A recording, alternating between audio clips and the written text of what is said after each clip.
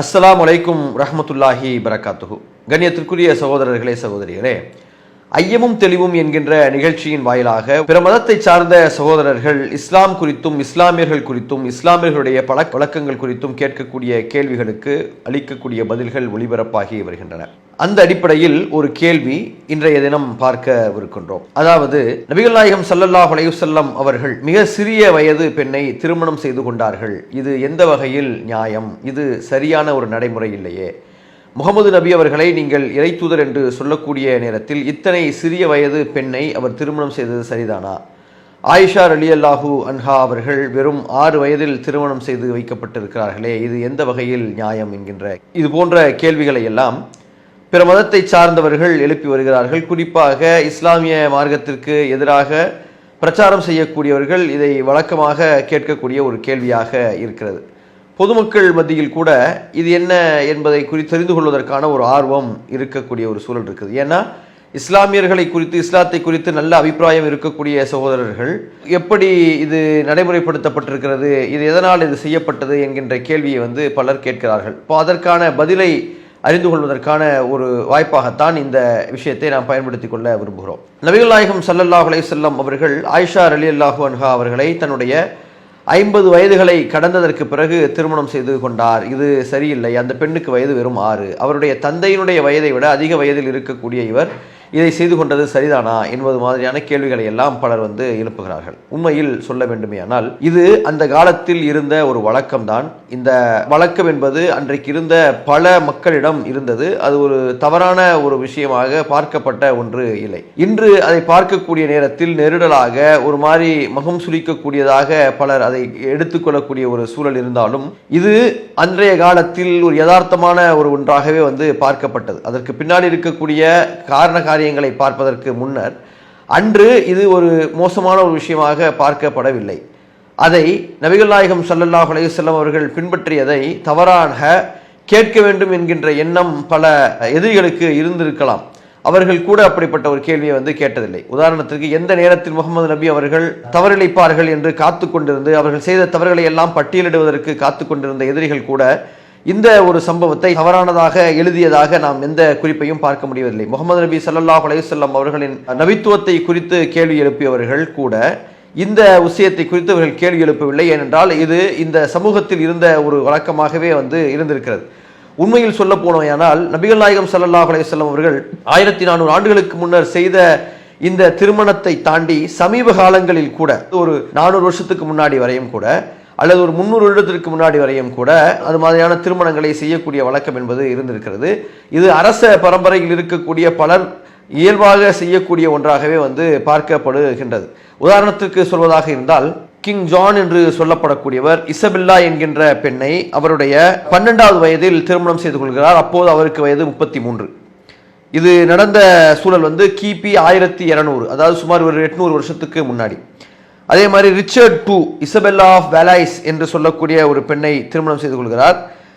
Marriage நடந்தது 1396, 30 வயசுல அவருக்கு கல்யாணம் பண்றார். அந்த பெண்ணுக்கு 6 வயது. அதே மாதிரி ரிச்சர்ட் ஆஃப் ஷ்ரூஸ்பரி அன்னே டி மோப்ரே என்கின்ற ஒரு பெண்ணை திருமணம் செய்து கொள்கிறார். நடந்த வருடம் 1478, சுமார் ஒரு 600 வருஷத்துக்கு முன்னாடி. மிக சமீபத்தில் நீங்கள் பார்க்க வேண்டுமானால் வில்லியம் II ஆஃப் ஆரஞ்ச் அவருக்கு மேரி ஸ்டூவர்ட் என்கின்ற பெண்ணோடு திருமணம் நடக்கிறது. அவருக்கு வயது 14, அந்த பெண்ணுக்கு வயது 9. அதே மாதிரி ஹென்றி VIII அவருக்கு திருமணம் நடக்கிறது. கேத்தரின் ஹோவர்ட் என்கின்ற பெண்ணை திருமணம் செய்து கொள்கிறார். அவருக்கு வயது 49, அந்த பெண்ணுக்கு வயது 17. இப்படி திருமணங்கள் மிக இளைய வயதில் அவர்களை விட மிக வயது குறைவானவர்களை திருமணம் செய்யக்கூடிய நடைமுறை என்பது அரசர்களுக்கு மத்தியிலே வழக்கமாக இருந்தது. அன்றைய அரபுகள் மத்தியிலும் அது இருந்த காரணத்தினால் தான் அவர்கள் எந்த கேள்வியும் எழுப்பவில்லை. அரசர்கள் ஏன் இப்படிப்பட்ட திருமணங்களை செய்கிறார்கள் என்றால், அரசர்கள் தங்களுடைய நட்பு வட்டாரத்தை இறுக்கமாக வைத்துக் கொள்வதற்கும் பல்வேறு இனக்குழுக்களை ஒருங்கிணைப்பதற்கும் பல்வேறு இனக்குழுக்களை தங்களுடைய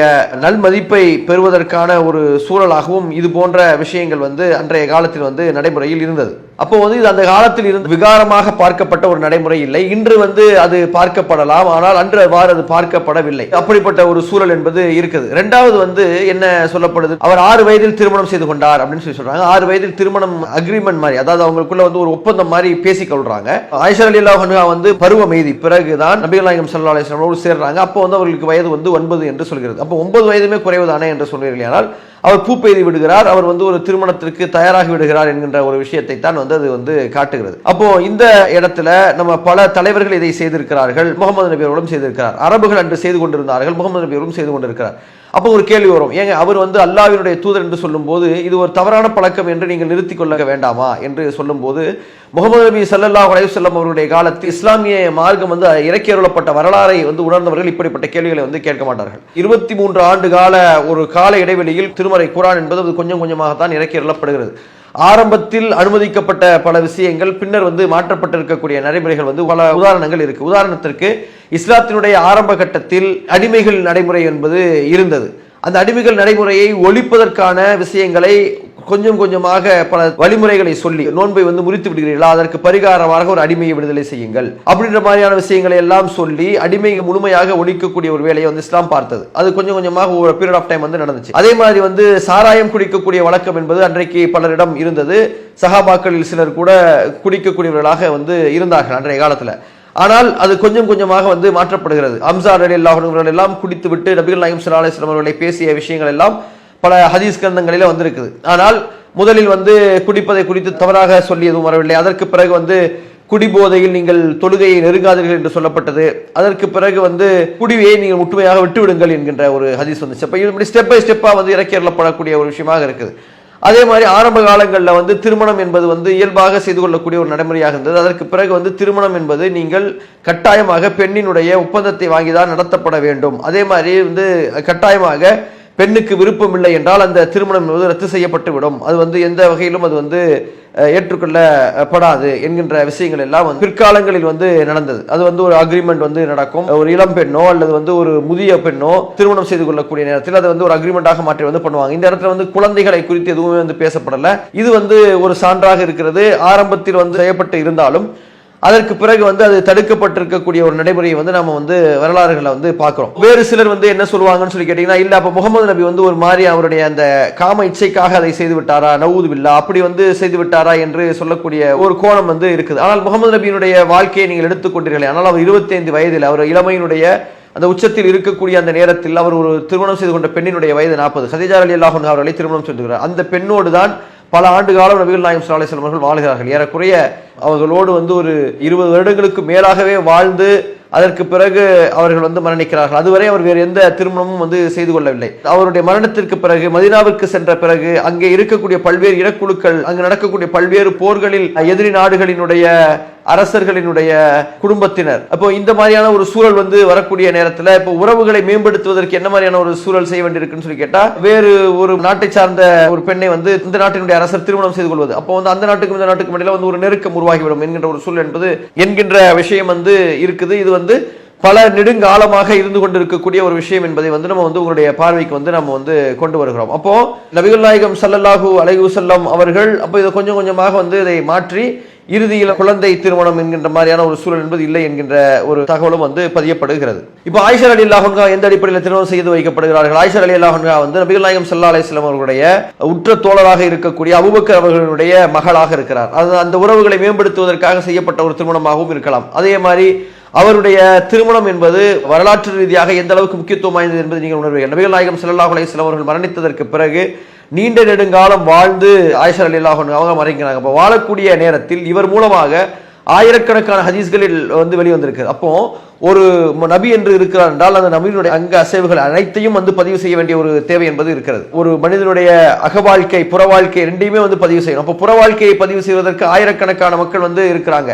அப்போ அக வாழ்க்கையை வந்து பதிவு செய்வதற்கு வந்து பல நபர்கள் தேவை. அப்போ அவங்களோட வாழக்கூடியவர்களைத்தான் வந்து நம்ம செய்ய முடியும். அப்போ அதனால வந்து ஆயிஷா ரலியல்லாஹு அன்ஹா மாதிரி பல மனைவிமார்கள் வந்து இருந்தாங்க. அதில் ஆயிஷா ரலியல்லாஹு அன்ஹா மட்டும்தான் வந்து 20 வயதில் முடிக்கப்பட்டவர். மற்ற அனைவருமே நீங்கள் பார்ப்பீர்களே ஆனால் முதியவர்களாகத்தான் வந்து இருந்தாங்க. நபிகள் நாயகம் ஸல்லல்லாஹு அலைஹி வஸல்லம் அவர்கள் திருமணம் செய்து கொண்ட பலர் அவரை விட வயதில் கூடியவர்கள். ரெண்டு பேர் தான் அவரை விட வயதில் குறைவரானவர்களாக இருந்தாங்க. ஒன்று ஆயிஷா ரலியல்லாஹு அன்ஹா, இன்னொருத்தவங்க வந்து ஹப்ஸா ரலியல்லாஹு அன்ஹா. 2 பேரும் அவங்களோட வயதில் குறைய, மற்றவர்கள் எல்லாமே அவங்களோட விட வயதில் வந்து மூத்தவர்களாகத்தான் வந்து இருந்தார்கள், விவகாரத்தானவர்கள். அதே மாதிரி வந்து கணவரை இழந்தவர்கள் அவர்களை எல்லாம் நபிகள் நாயகம் ஸல்லல்லாஹு அலைஹி வஸல்லம் திருமணம் செய்து கொள்கிறார்கள். அவர்களுக்கு ஒரு மறுவாழ்வு அமைக்கக்கூடிய ஒரு விஷயமும் இது மாதிரியான திருமணங்கள் செய்வது என்பது நபியினுடைய வழிமுறை என்பதை வலியுறுத்துவதற்காகவும் இப்படிப்பட்ட திருமணங்கள் வந்து செய்யப்பட்டது. விதவை பெண்களுக்கு மறுமணம் கொடுப்பதற்கும் அதே மாதிரி வந்து விவாகரத்துக்கு பிறகு ஒரு வாழ்க்கை இருக்கிறது என்பதை நிரூபிப்பதற்குமான வழிமுறையாகவே வந்து இருக்கு. ஏன்னா நபிகள் நாயகம் ஸல்லல்லாஹு அலைஹி வஸல்லம் அவர்கள் செய்யக்கூடிய ஒவ்வொன்றுமே வந்து மார்க்கமாக மாறிவிடும். அப்படி அதை செய்யும் போது அது வந்து மாறுது. ஆயிஷா ரலியல்லாஹு அன்ஹா அவர்களை வந்து செய்து கொண்டார்களே, அதை வந்து நாம செய்யலாமான்னு சொல்லி கேட்டா, ஆரம்ப காலங்களில் சில விதிமுறைகள் வந்து சொல்லப்படும், அதற்கு பிறகு பின்னர் வந்து மாற்றப்படும். ஆரம்ப காலங்களில் வந்து சாராயம் குடிப்பதை வந்து தடுக்கவில்லை, அதற்கு பிறகு அது வந்து தடுக்கப்பட்டது. ஆரம்ப காலங்களில் வந்து குர்பானி கொடுக்கப்படக்கூடிய நேரத்தில் அதை 3 நாட்களுக்குள் வந்து டிஸ்போஸ் பண்ணிடணும் என்கின்ற ஒரு நிலை இருந்தது. அதற்கு பிறகு வந்து அதை நீங்கள் உப்பு கண்டம் போட்டு உண்பதற்கு பயன்படுத்திக் கொள்ளலாம் என்று மாற்றினார்கள். இப்படி பல விஷயங்கள் வந்து பிற்காலங்களில் மாற்றப்பட்டிருக்கிறது. அதில் இதுவும் ஒன்றாக இருக்கிறது. இதை தாண்டி இன்னொரு முக்கியமான விஷயம் என்ன அப்படின்னு சொல்லி கேட்டீங்கன்னா, ஆயிஷா ரலியல்லாஹு அன்ஹா அவர்கள் திருமணம் செய்து வைக்கக்கூடிய நேரத்தில் 6 வயதுன்னு சொல்றது வந்து 9 வயது செல்றது என்பது எப்படிப்பட்டதாக இருக்குன்னா, அன்றைய காலத்தில் வந்து இளவயது மரணங்களும் இருந்தது. அப்போ அந்த இளவயது மரணங்கள் இருக்கக்கூடிய நேரத்தில் ஒரு பெண்ணை வந்து திருமணம் செய்து கொள்ள வைப்பதன் மூலமாக ஒரு உறவை மேம்படுத்தி விட வேண்டும் என்கிற அவசரம் கூட பல பெண் கொடுக்கக்கூடியவர்களுக்கு இருந்திருக்கலாம். இதையெல்லாம் நீங்கள் கருத்தில் கொண்டு பார்க்கும்போது நபிகள் நாயகம் ஸல்லல்லாஹு அலைஹி வஸல்லம் அவர்கள் காமீச்சைக்காக நிச்சயமாக செய்யவில்லை. அவருடைய வாழ்க்கை என்பது அதற்கு வந்து ஒரு உதாரணமாக இருக்கிறது. ஒன்று. இரண்டாவது, நபிகள் நாயகம் ஸல்லல்லாஹு அலைஹி வஸல்லம் அவருடைய காலத்தில் வந்து இந்த நடைமுறை என்பது ஒரு விகாரமான நடைமுறையாக இல்லை. நிறைய உதாரணங்கள் சொன்னோம். 1600 வரை கூட நிறைய பேர் பின்பற்றினாங்க. இப்ப கூட இன்றைக்கு கூட அமெரிக்காவில் இருக்கக்கூடிய பல மாகாணங்களில் மிக குறைந்த வயதில் திருமணம் செய்வதை வந்து அனுமதிக்கக்கூடிய சட்டங்கள் வந்து இருக்குது. அப்போ அந்த நடைமுறை வந்து அன்றைக்கு விகாரமாக பார்க்கப்படவில்லை. இன்றும் கூட ஒரு சிலரால் வந்து அது வந்து விகாரமாக பார்க்கப்படவில்லை. நாம வந்து பார்க்கிறோம் சொல்லி கேட்டால் நம்முடைய வளர்ப்பு, நம்முடைய சூழல்கள் எல்லாம் வந்து அதை வந்து அவ்வாறு வந்து எடுத்துக்கொள்ள கூட வைக்கிறது. உதாரணத்துக்கு சொல்வதாக இருந்தால், 4 திருமணங்களை செய்து கொள்வது வந்து அரபுகளுக்கு வந்து ரொம்ப சாதாரணமான நடைமுறையாக இன்றைக்கு கூட இருந்து கொண்டிருக்கிறது. ஆனால் இன்றைக்கு இந்தியாவில் இருக்கக்கூடிய இஸ்லாமியர்கள் 4 திருமணங்கள் செய்வது என்பது மிக மிக மிக மிக குறைவாக இருக்கக்கூடிய ஒரு சூழலை வந்து பார்க்கிறோம். அப்ப இப்படி பல நடைமுறைகள் வந்து சூழலுக்கு சூழல், காலத்துக்கு காலம், நாட்டுக்கு நாடு மாறக்கூடிய ஒன்றாக இருப்பதையும் நாம் வந்து கவனத்தில் கொள்ளணும். நபிகள் நாயகம் ஸல்லல்லாஹு அலைஹி வஸல்லம் அவர்கள் வந்து அதை செய்யக்கூடிய நேரத்தில் இந்த நடைமுறை என்பது விகாரமான ஒரு நடைமுறையாக இல்லை என்பதையும் நாம் வந்து மனதில் கொள்ள வேண்டும். ஆகவே கண்ணியத்திற்குரிய சகோதரர்களே, சகோதரிகளே, பிற மதத்தை சார்ந்த எங்கள் தொப்புள் கூடிய உறவுகளே, நீங்கள் இது போன்ற தவறான சில புரிதல்களை ஏற்படுத்தக்கூடிய வேலைகளை சங்க பரிவாரங்கள், அவர்களுடைய அரசியல் ஜால்ராக்கள் வந்து செய்யக்கூடிய விஷயங்களை வந்து நீங்கள் பார்ப்பீர்களேயானால் இதை நீங்கள் விளக்கமாக நீங்கள் வந்து எடுத்துக்கொள்ளலாம். இது போன்ற நிறைய உதாரணங்கள் இந்தியாவிலேயே கூட இருக்கிறது. ஆகவே இந்த நடைமுறை என்பது அன்றைக்கு வழக்கத்தில் இருந்தது. 2வது, அவர் காமீச்சைக்காக இதை செய்யவில்லை. 3வது, அவரை வைத்து இறைவன் நமக்கு நிறைய மார்க்கத்தை சொல்ல வேண்டிய அவசியம் இருந்ததால் இளம் வயது பெண்ணை முகமது நபி அவர்கள் முடிக்கக்கூடிய ஒரு நடைமுறையை இறைவன் ஏற்படுத்தினான். அதற்கு பிறகு நபிகள் நாயகம் ஸல்லல்லாஹு அலைஹி வஸல்லம் இறந்ததற்கு பிறகு பல வருட காலங்கள் இருந்து இந்த மார்க்கத்தை வந்து நடைமுறைப்படுத்தக்கூடியவர்களாகவும் மற்றவர்களுக்கு சொல்லிக் கொடுக்கக்கூடியவர்களாகவும் மிகப்பெரிய ஒரு ஆசிரியராகவும் மிகப்பெரிய ஒரு அறிஞராகவும் ஆயிஷா ரலியல்லாஹு அன்ஹா அவர்கள் இருந்தார்கள். அப்போ மனைவியாக இருந்து பார்க்கும்போதுதான் பல உள் விவகாரங்கள், பல அகம் சார்ந்த விஷயங்கள், பல மார்க்கம் சார்ந்த விஷயங்களையும் வந்து சொல்லக்கூடிய ஒரு வாய்ப்பு வந்து இருக்கும். ஆகவே அந்த அடிப்படையில் இந்த திருமணம் வந்து செய்யப்பட்டது என்கின்ற ஒரு தகவலை உங்கள் முன்னால் பதிவு செய்து இந்த நிகழ்ச்சியை முடித்துக் கொள்கிறோம். வாஹிர் துபான் அல்ஹம்துலில்லாஹ். அஸ்ஸலாமு அலைக்கும் வரஹ்மத்துல்லாஹ். அல்லாஹு அக்பர், அல்லாஹ்